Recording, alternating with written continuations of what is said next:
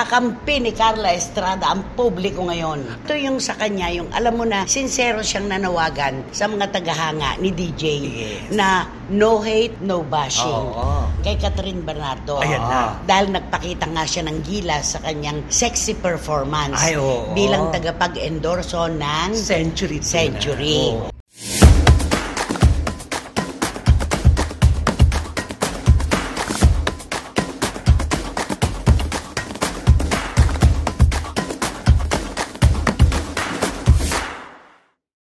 Kumusta na po kayo mga pinakamamahal naming kachika? Sa inyo pong lahat na nagbibigay sa amin ng inspirasyon at lakas, maraming salamat po sa inyong lahat. Di ba naman, Romel? Correct. Maraming salamat sa inyo at maging masaya tayong lahat. Mismo! At syempre, Wendell Alvarez, aka Barikutot. Siyempre, hatid namin sa inyo lahat kayo.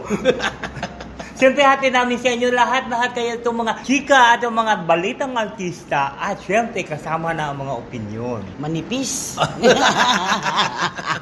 At syempre po mga kachika, wala naman po tayong ibang pag-uusapan kundi ang pinakamaiinit po na issue at kontrobersiya dito po sa ating programa. At ito ang Showbiz Now! Maraming salamat po sa inyong lahat. Nakagugulat at nakapanghihinayang. Nagtapos na ang 5 taong relasyon ni Rico Blanco at Maris Racal.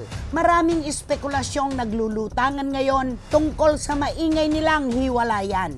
Una, ang agwat ng kanilang edad na sa simula pa lang ay naging malaking issue na. Pero pinatunayan ni Rico at Maris ang linyang age is just a number. Sa panayam kay Maris ay sinabi niya habang umiiyak, "We were on the same page." Nagkakaintindihan at nagkakaunawaan sila hanggang sa dumating ang oras na lumipat ng pahina si Maris para sa pagsulong ng kanyang karera at naiwanan si Rico. Sa 5 years namin together, we were always on the same page. I don't know what happened to me. Maybe I turned to the next page. I'm so curious about the world. But yeah, Rico and I are over. Si Maris Racal pa lang ang nagsasalita. Kailangan pa nating marinig ang panig ni Rico Blanco. Magbukas sana ng pahina ng kanyang libro, Ang Magaling na Singer-Composer. Eto, sa unang pagkakataon, ramdam ko maging sa simoy ng hangin. Nakakampi ni Carla Estrada ang publiko ngayon. Ay, opo, nanay. Isang napaka-points na point. 10 points! Ika nga, agad-agad. Kumbaga sa politiko, papogi. Ay, oo, sobra. Diba? Parang ganun. Sobrang pero ito yung sa kanya, yung alam mo na, sincero siyang nanawagan sa mga tagahanga ni DJ na no hate, no bashing. Palagay mo sino ang pinariringgan niya doon na binabash at galit na galit ang mga fans sa DJ? Siyempre, sino pa ba? Siyempre yung naging malapit sa kanya minsan sa isang buhay niya, kundi si Catherine Bernardo. Hindi niya binanggit yun. Hindi niya binanggit. Wala siyang binanggit. Wala. Pero ang sabi niya, maging masaya tayo sa tagumpay ng kapwa natin, ng ibang tao. Tama yun. Tama yun. Sa unang pagkakataon talaga ako, 100% kasama ko ni Carla Estrada sa kanyang pagsaway na ito sa mga tagahanga ng kanyang anak. At saka nakakatuwa yung ipagmalaki ninyo ang mga accomplishments ni DJ. Salamat.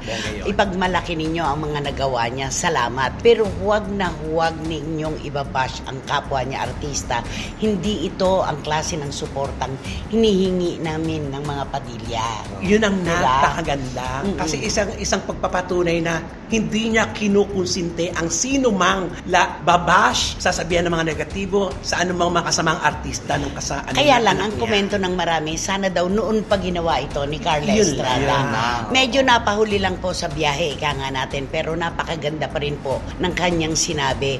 At napakaganda nito sa kalooban ng iba pang mga artista na nababash nang walang kalaban-laban. Totoo. Diba? Kaya ito na ang senyalis talaga. Dapat ganito. May talagang titindig para manindigan na wag naman, tama yan. Wag niyong gawin yan kasi hindi makakaganda yan sa kasino. At kung siya na ina ni DJ ay kumontra sa ganito, syempre yung iba din mag-iisip na oo nga naman, di ba? Tama, Kausapin mo nga si Carla ng English. In English, kausapin mo si Carla. To Carla Estrada, that's a very good, What? That's a very good what? That's a very good, What? sign that you are told to the bashers that do not bash to the person that you have Nagkagulo-gulo na. Nagkagulo-gulo na. Diba? Okay. And? And of course, that is I think the people now is are clapping to you because you're talking about... Pinapalakpakan ka ngayon, Carla Estrada, ayon kay Barikutot, dahil isang napakagandang gesture itong pinalutang mo na ito. At sa totoo lang harapan at talikuran, tama itong ginawa mo talaga. Na sana nga ay noon pa, kaya lamang, may kani-kanyang panahon naman talaga ang bawat bagay, ang bawat tao. Sabi nga nila, right timing. Oo, nasa tamang pagkakataon. At saka, hindi naman talaga dapat na ang mga tagahanga ng kanyang anak ay mambabash ng ibang tao na wala namang kinalaman sa problema, di ba? Correct. Kasi mas mabilis ang pag-usad kapag walang bit-bit na negatibo. Oo, mas maganda yon. Walang tagong sama ng loob, walang tagong galit, walang kahit ano, di ba? Okay, total sinabi mo na rin lang na sigurado yung baby fats ba? Yung baby fats lang binabas kasi ng mga baser doon eh. Kaya nga, itutuloy natin ito ngayon kay Catherine Bernardo. Ayan na. Dahil nagpakita nga siya ng gilas sa kanyang sexy performance bilang tagapag-endorso ng Century. At sa unang pagkakataon po, palagay ko pangalawa na to kasi yung Christmas party ng ABS-CBN pero hindi nga lang ganito. Hindi nga lang ganito ka sexy. Correct. Ang kanyang dating. Ito ang revealing talaga. Oo, very revealing ito. Ito po yung sinasabi ng marami na kaya siguro si Carla ay nakapag-isip na no bashing, no hate. Dahil ang tinutukoy nga po niya siguro dito, hindi man niya sinabi, yung pambabash kay Catherine Bernardo dahil dito sa sexy performance. Oo. Kasi syempre, yung mga iba, hinahanapan ng hindi maganda ang performance na ginawa ni Catherine Bernardo. Gano'n naman ang nangyayari ngayon, di ba? Wala nang ligtas kumanan ka't kumaliwa. Gumitna ka, tumalikod ka, tumarap ka. Wala nang ligtas. Lahat hanapan ng mali. Totoo. Di ba? Ganun naman talaga yung mga baser. Kung saan yung mali, doon sila tututok. Hindi sila tumututok doon sa positive side. Oo, tama naman yon, di ba? At eto po, total na may personal na rin lang yung mga bashers ni Catherine Bernardo, isa-isa na nating linawin, ano?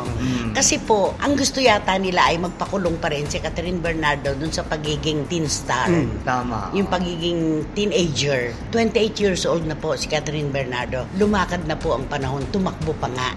Natural, may pakikita siyang bago. Yes. Di ba? Na yun naman talaga ang dapat ginagawa ng mga artista na may bagong i-offer sa kanila mga tagahanga. Tama. Oo, hindi sila mababalagoong doon sa dati. Oo, biniin mo na kilala mo nung 1980 hanggang ngayon ganun pa rin. Ganun pa rin ba ang bit-bit? Hindi dapat. Diba? Ikaw, anong katwiran mo doon? Hindi kasi ganito din yung ginawa dati ata ni Sarah Geronimo nung napanood ko siya sa concert doon sa may Crown na hotel. Oo, na di ba patwitam yung mga kanta niya tapos yung last finale niya talagang sumayaw siya ng gusto. Talagang grabe, bongga-bongga. Yung performance yung niya. performance. Pumalakpak na yung mga tao. Sabi nila, ibang Sarah J ang napanood namin. Sarah G. Sarah Jane. Sarah J. Kaya ito ngayon yung si Catherine Bernardo, dapat ganun talaga. Hindi naman sa ibig sabihin na bata pa siya di ba? Nagmamature na naman siya.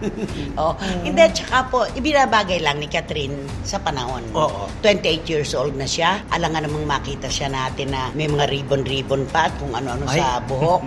Iba naman po ngayon. Siyempre, yung ipinakita niyang performance dun sa ini-endorse niyang produkto, ito yung siya ngayon. Yes. Siya na yan Kasabay ng panahon ng kanyang pagbabago.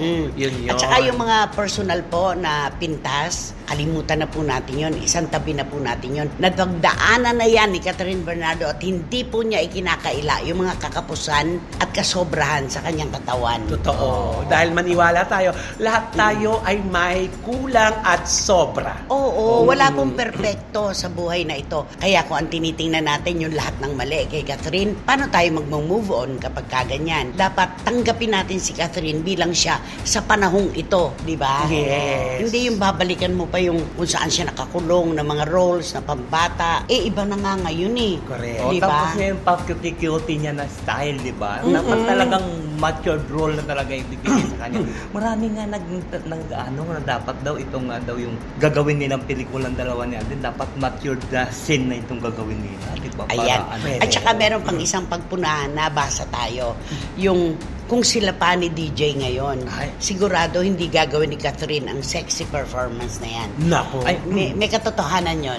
May May- katotohanan yun. meron. Dahil siyempre sa pagiging overprotective ni DJ, maaaring kumontra siya kung ganyan ang magiging Oo. takbo. Di ba? Oo, binabantayan niya talaga yun di ba? Yung mga panamit-namit nga ni Captain Bernardo noon, talagang inaayos niya, huwag kang maganyan, huwag kang ganito suot. Dapat talagang Close. takip. Oo, hindi pwede yung ilalabas mo yung mga ano mo. Kaya lang sinasabi nila, hinay-hinay ka lang, iha. Yun. Ay, Huwag naman mabilis masyado ang paglundag. Hindi naman ngayon at wala ka na sa hawla, ililipad ka naman ng todo-todo na ganito. Sa akin ala akong masasabi na mali sa ginawa ni Catherine. Kasi siya yung tinatanggap ko na bilang si Catherine Bernardo ngayon 28 na siya. Di ba? At saka nagiging interesting nga ngayon lalo si Catherine kasi bawat labas niya, iba. May bago. May bago. Meron siya pinapakita. Ay, ito na siya. Ay, di ba? Naku, ganon. Oo. At wala naman pong perpekto, inuulit ko. Sino ba naman ang perpekto sa mundong ito? Lahat po tayo, meron tayong kakapusan, meron tayong sobra sa ating katawan. Kaya kung ano man po yung nakikita natin kay Catherine Bernardo, palampasin na natin yon. Tanggapin Di ba? natin. Natanggap nga yan ng milyon-milyon Totoo. Oh, tapos yung iba ngayon kung ano-ano ang mga pinagsasasabi. Ano yung pintas kay Catherine? Ay, di ba yung sinasabi nga nila noon, di ba, na talagang pinag-usapan yun. Yung sabi nila, sakang daw siya, di ba, may pagkasakang. Tapos yung, para yung hindi daw masyadong kasi nung una parang hindi siya masyado nagbibihis, di ba, hindi yung mga sexy yung mga Nagbibihis siya pero Oo, hindi yung limited. sexy. Oo, hindi yan Kasi sexy. nga, protected nga siya niya. Overprotected nga kasi yung boyfriend niya. Ni DJ. Ay, ngayon, di ba, nakawala na siya. Kaya, siyempre, nag-move on na siya.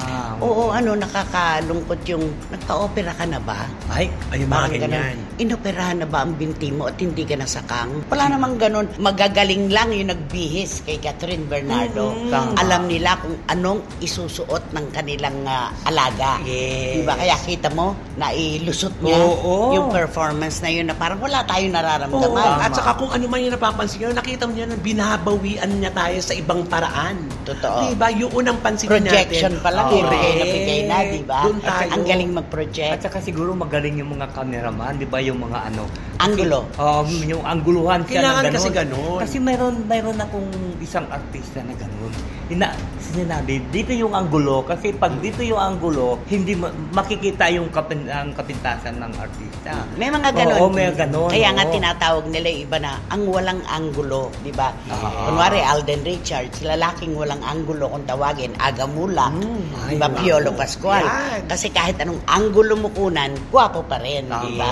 Yes. Yung iba naman, pagka umaarte at magpapatulo ng luha, direksyon nyo po gusto kanan o kaliwa. Ay, oo. Di ba? May mga Ganon. yun eh. Oo, May mga ganon. Nakanaturalan po yan talaga dito sa mundo ng lokal na aliwan. Pero yung kay Catherine, tama na po yun. Palampasin na natin yung kung anumang kakulangan. Oo. Di ba? Hayaan natin si Catherine kung anong ibibigay niya sa atin, tanggapin natin kasi deserve natin yun. Maging maayos, maganda ang sa paningin natin si Catherine. Ito na lang ang isipin natin. Kung punahin ninyo, gano'n na lamang. Kung pintasan ninyo, sobra-sobra, naging matagumpay po Tinanggap ng publiko si Catherine Bernardo. Sino ngayon ang makapagsasabi na kapag pinipintasan, hindi magtatagumpay?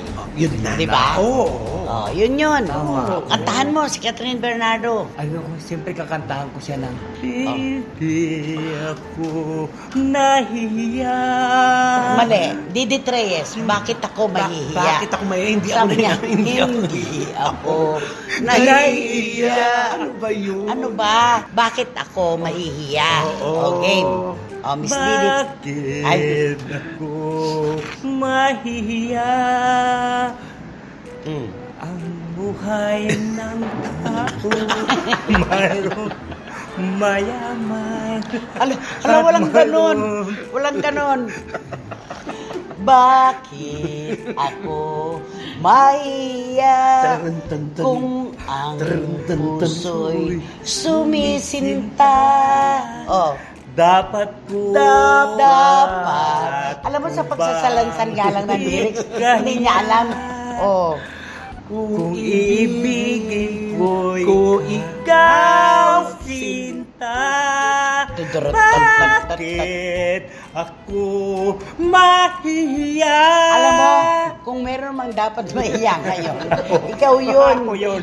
Ikaw yun. Mahiya ka. Dahil mali-mali na yung mga lyrics, mali-mali pa ang tono. Sabihin Sus. man nila. Na ako isang baliw. Yun. Ano yung sunod nun? Ano? Kung dahil sa'yo Giliw. ay tatanggapin ko maluwag sa dibdib. Sapagkat mahal kita.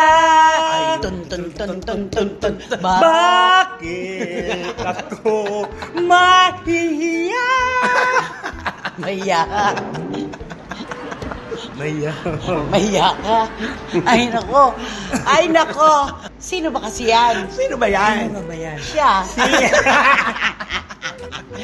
Sino ba yan? Ay, So, ito na nga ang ating blind item for today's video. Ito na, ang bibida nito ay female personality. Ay. Na kung Sikat. saan, ay, oo, sikat. Controversial. Controversial na controversial. Kaya lang nga, ang pangit ng pagka-controversial niya. Dati, ang ganda-ganda ng mga ginagawa nito eh. Imahe. Oo, yung imahe niya, pagpasok niya at saka sa mga ginagawa niya talaga, papalakpakan mo, tahangaan mo. Pero itong decision na ginawa niya, na idinideny pa. Kasi ito, hindi natin alam kung totoo na kasi nga kaya siya songgalin sa isang teleserye dahil sa kanyang pag-uugali na hindi ka May damage control. May damage control. Kaya, oo, na sinasabi, kaya na sinosonggal ito, nagpiprima diba na. Oo, talagang umabot na sa puno. Siyempre, nung baguhan ito, hindi ganon. Ay, oo.